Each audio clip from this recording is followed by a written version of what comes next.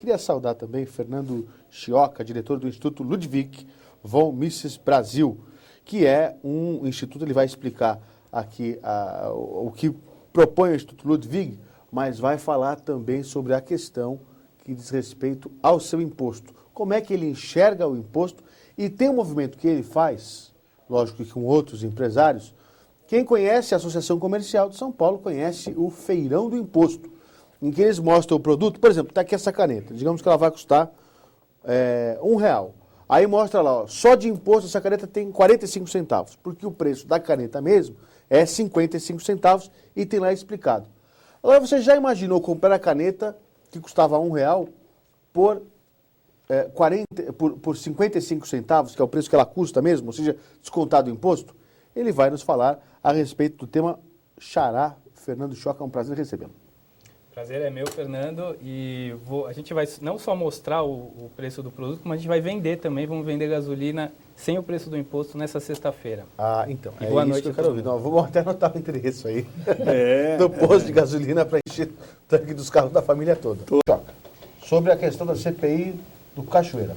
Eu acho que esse seu telespectador, o Márcio Morumbi, ele matou, foi diretamente no ponto. Quando que alguma CPI deu alguma coisa, o que deu? Eu acho que o professor Bolan aqui, ele deu uma sinopse do que foi a CPI hoje. O Paulo aqui, ele fez as piadas criativas e o outro telespectador falou do grande circo que é essa CPI.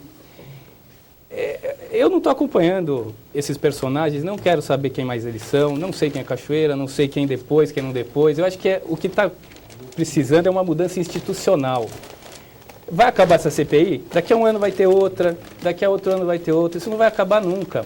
Enquanto o Estado ser desse tamanho, enquanto o Estado controlar tanta coisa, as empreiteiras, por que elas são do inferno, todas do inferno? Porque elas estão em conluio com o governo. Se o governo não faz tanta obra assim, se deixa a iniciativa privada fazer as obras, não tem esse problema. Então, enquanto não houver uma mudança institucional, essa CPI vai ser só mais uma. Agora eu queria falar, ao invés de falar de CPI, queria falar de IPI, porque parece que também tem boa opinião a respeito do tema.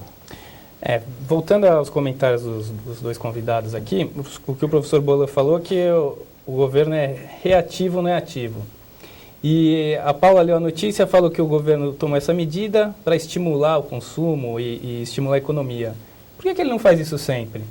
Agora, o Paulo ele falou que ele teria também que baixar os gastos. Não adianta nada você baixar a arrecadação e não baixar os gastos.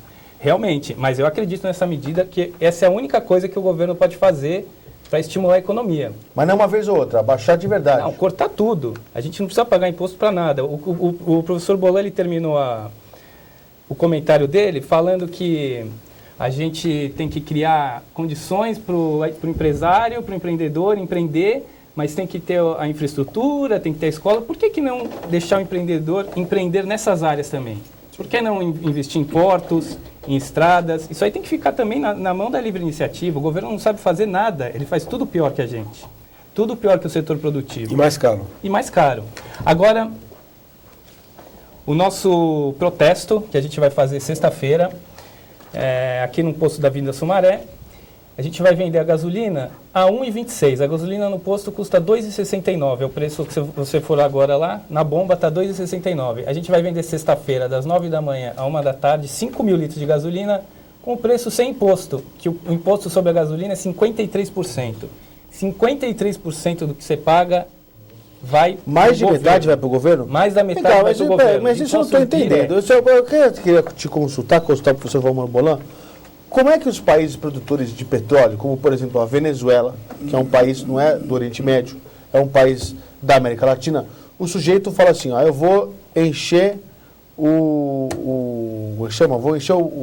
tanque de gasolina do meu automóvel, para ali, e aquilo, como ali é uma região produtora, ao invés de ele gastar R$120, R$140, ele gasta o equivalente a R$20, por exemplo, numa comparação com o que se gasta aqui no Brasil.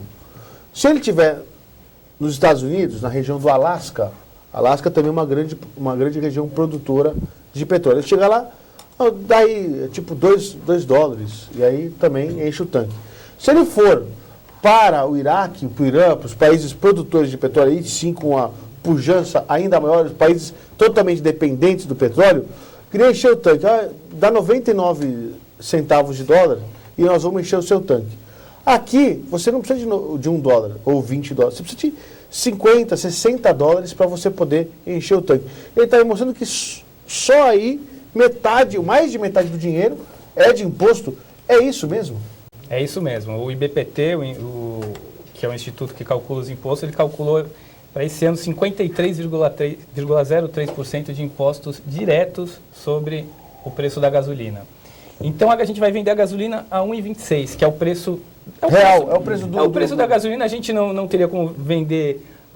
o preço da gasolina não poderia ser como é nos países do Oriente Médio, que é quase de graça mesmo, porque lá eles cavam um buraco, sai petróleo do chão. Mas aqui tem também petróleo, e a gente poderia, se não tivesse impostos sobre a importação, também a gente poderia importar muito mais barato. E se não fosse os impostos da gasolina daqui, seria 1,26 o preço na bomba. A gente está pagando 2,69. Desculpa, eu queria assim fazer alguns registros do instituto que você dirige, que é o Instituto Ludwig von Mises Brasil. Isso. Eu queria que você me ajudasse aqui. Tiradentes foi enforcado por lutar contra um imposto de 20%, conhecido como quinto dos infernos, porque 20% equivale a um quinto. Como o pessoal não gostava de pagar 20%, achava demais, chamava aquilo de quinto dos infernos.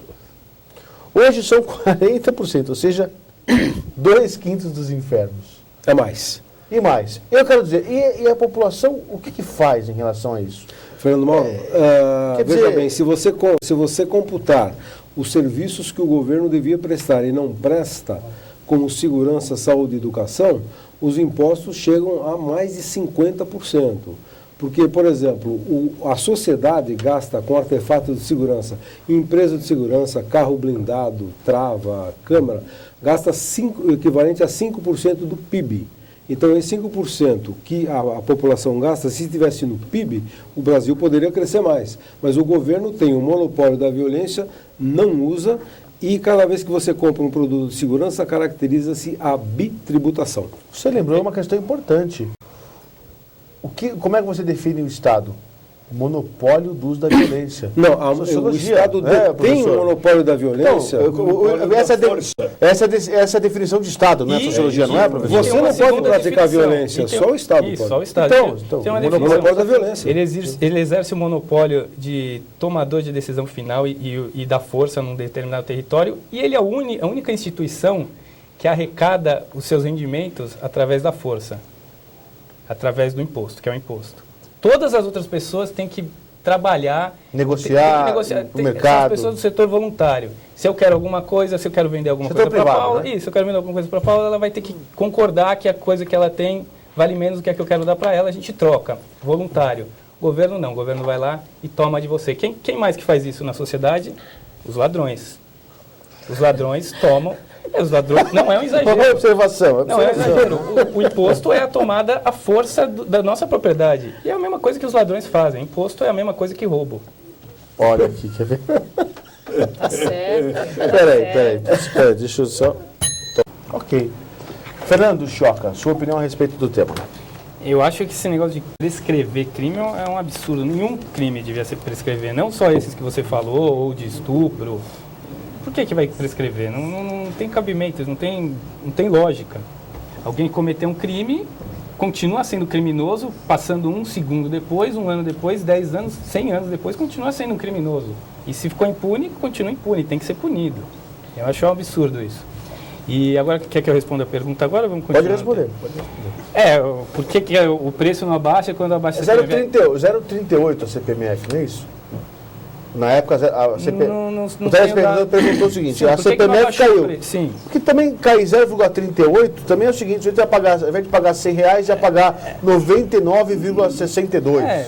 Mas mesmo assim, tem uma lógica, mesmo se fosse R$50, 50%, não ia cair 50%, porque aí eu teria que dar uma explicação econômica, como é que funciona a economia. O empreendedor, o preço do mercado, ele cobra o preço mais alto que a pessoa possa pagar, ele não vai cobrar o mais baixo.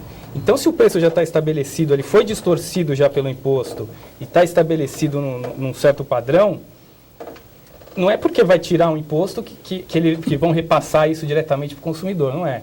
O mercado ele tem que, a gente chama clear market, né? Ele tem que voltar, a concorrência tem que fazer o preço baixar, não é automaticamente, não é um repasse automático. É por isso que não caiu, não só por causa do valor, mas também cairia na hora. Tem mais alguma outra questão para você? Eu só queria acrescentar o que ele falou. Também a carga